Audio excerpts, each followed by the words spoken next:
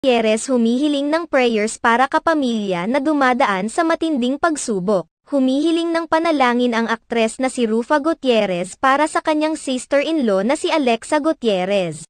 Ayon sa naging pagbabahagi ni Rufa Gutierrez, isang leukemia warrior ang kanyang sister-in-law kaya hiling niya sa kanyang mga kaibigan at mga followers na patuloy na isama sa kanilang pagdarasal ang kanyang sister-in-law.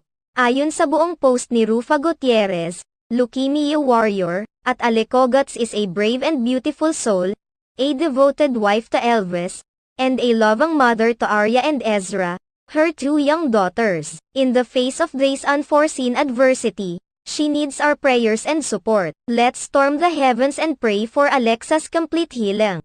Nagbigay rin siya ng mensahe para rito.